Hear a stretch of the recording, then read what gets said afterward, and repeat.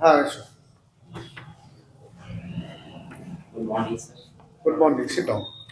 Thank you, sir.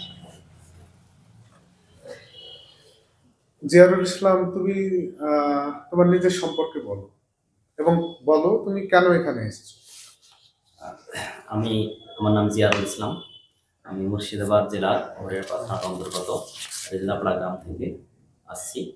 আমি 2012 সালে মাধ্যমিক পাস করেছি, 2014 সালে এইচএস এবং 2018 সালে গ্র্যাজুয়েশন কমপ্লিট করি।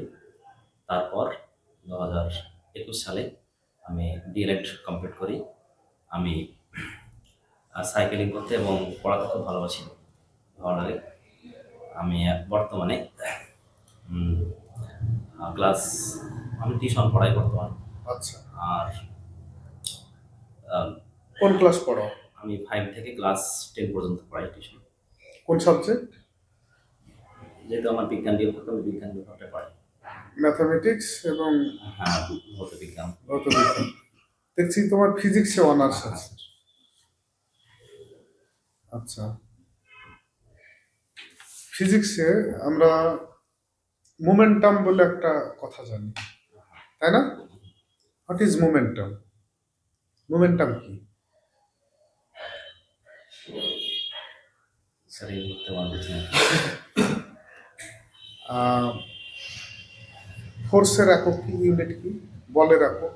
বলের এসআই একক নিউটন এবং সিরিজ একক রাইন।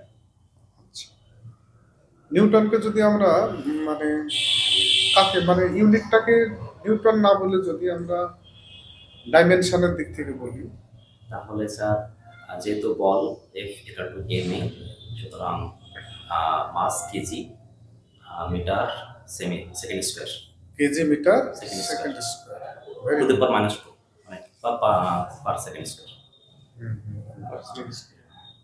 আচ্ছা, আমরা সেন্ট্রিপেটাল ফোর্স জানি। What is centripetal force? একটা এক্সাম্পল দাও তো।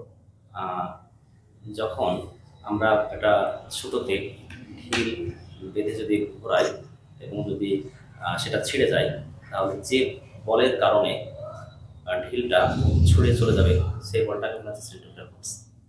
সেন্ট্রিপেটাল ফোর্স বাইরের দিকে যায় না ভেতরের দিকে? বাইরের দিকে, টুয়ার্ডস দ্য সেন্টার, হ্যাঁ, টুয়ার্ডস দ্য সেন্টার আর আউটসাইড দ্য আউটসাইড। সেটা সেন্ট্রিপেটাল। সেন্ট্রিপেটাল একটা সেন্ট্রিফিউগাল, যেটা কোনটা সেন্ট্রিপেটাল আর কোনটা সেন্ট্রিফিউগাল? অভিকেন্দ্র, একটা অপকেন্দ্র। হ্যাঁ, তো কোনটা সেন্ট্রিপেটাল?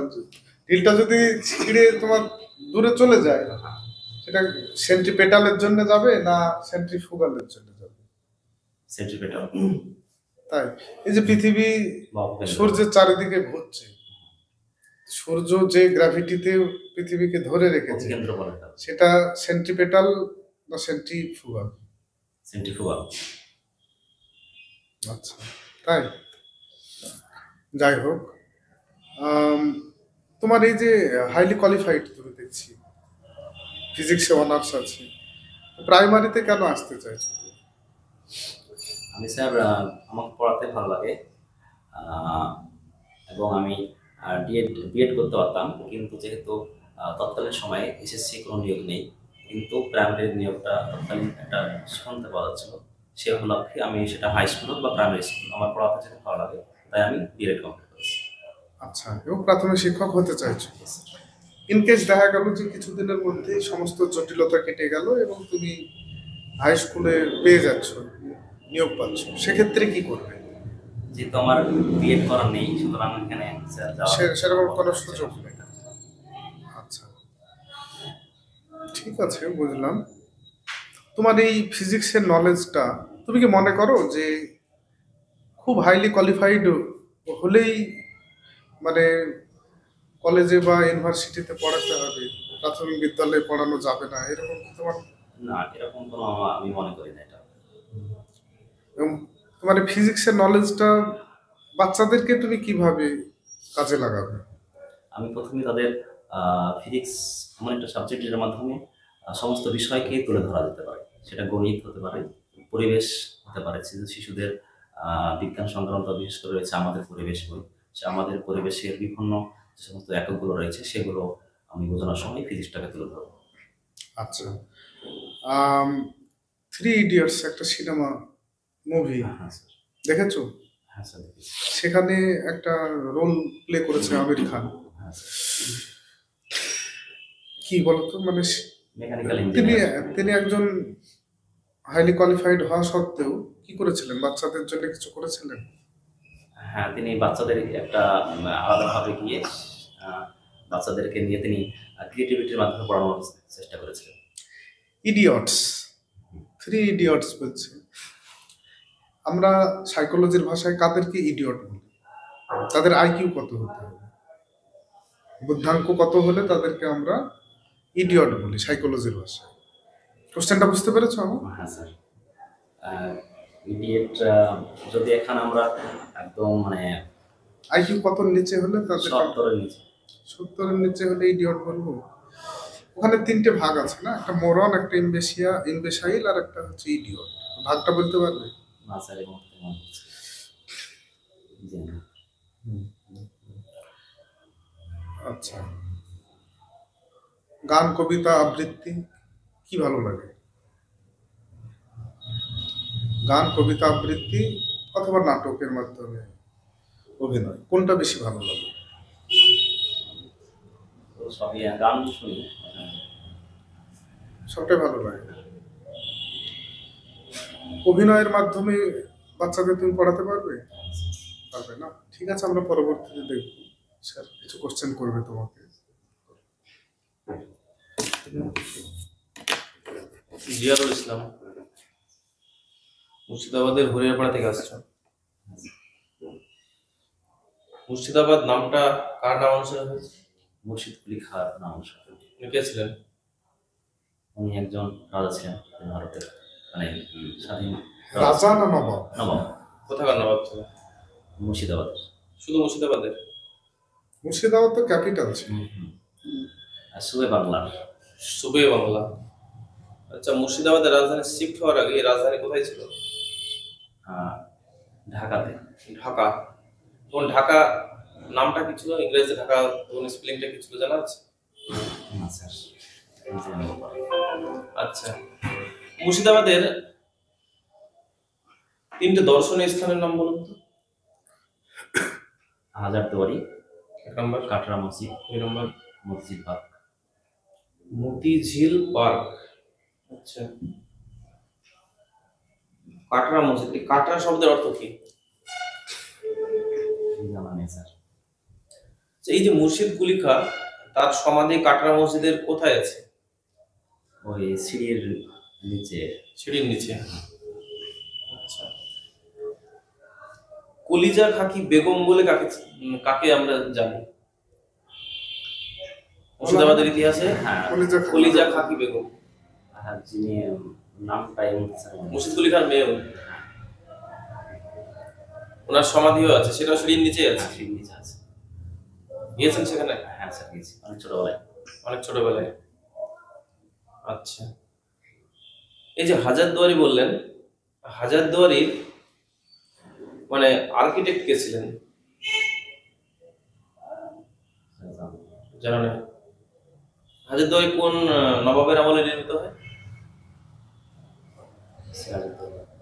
সিরাজউদ্দৌলা না, সিরাজউদ্দৌলা মারা যাওয়ার পরে তো নির্মিত হয়েছে। সাইকোলজি কেমন পড়া আছে, জানা আছে? সাইকোলজি ঠিক আছে। সাইকোলজি ওয়ার্ডটা কোথা থেকে এসেছে?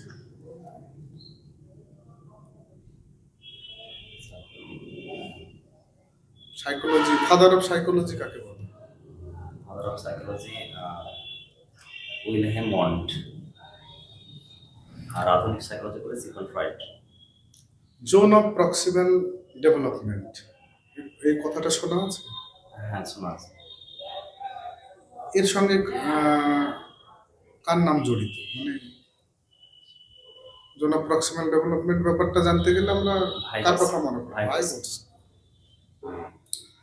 স্পিয়ারম্যানের টু ফ্যাক্টর থিওরি, দ্বি উপাদান তত্ত্ব।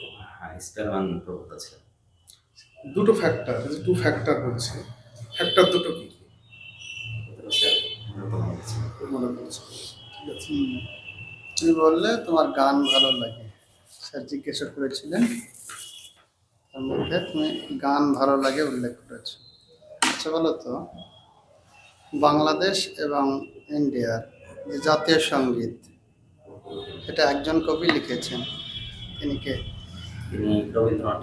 রবীন্দ্রনাথ। ঠিক আছে। আচ্ছা, তোমাকে তো শিশুদের বা কিশোরদেরই পড়াতে হবে, তাই না? প্রাইমারি যেহেতু ইন্টারভিউ দিচ্ছ। আচ্ছা বলো তো, বাংলা সাহিত্যে কিশোর কবি নামে পরিচিত কে? সুকুমার রায়। নামটা ঠিক হলো? কিশোর কবি সুদিয়েই ভট্টাচার্য। সুকুমার ভট্টাচার্য। সুকুমার ভট্টাচার্য বলে কেউ কম। আচ্ছা আচ্ছা, এটা সুকান্ত ভট্টাচার্য। সুকান্ত ভট্টাচার্য, হ্যাঁ স্যার জানা আছে। আচ্ছা, কিশোর কবি বলা হয় কেন? কারণ তিনি কিশোরদেরকে নিয়ে কবিতাগুলো বেশিরভাগ লিখেছিলেন। দু একটা শিশু সাহিত্যের উদাহরণ দিতে পারবে? আচ্ছা, মাকু উপন্যাসটি কার লেখা? এটা একটা শিশু সাহিত্যের একটা উপন্যাস আর কি। মাকু উপন্যাসটা কার লেখা বলতে পারবে? এই মতো জানা নেই স্যার।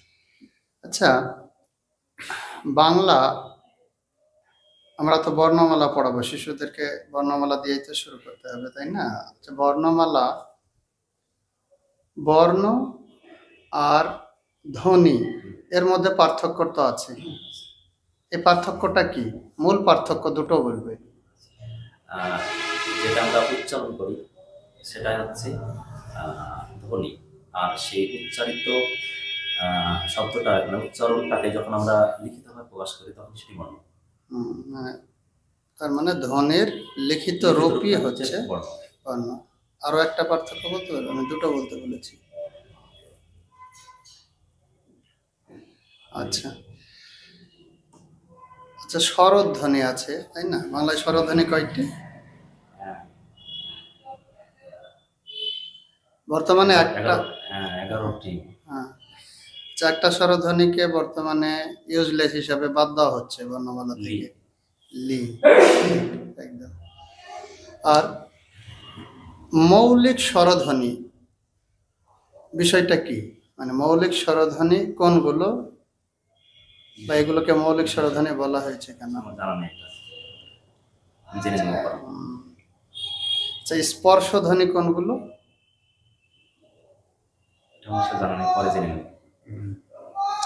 ডেমো দিতে পারবে? কোন টপিক?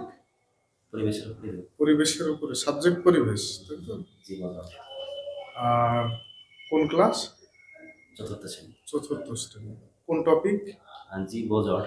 জীব ও জড়। ঠিক আছে।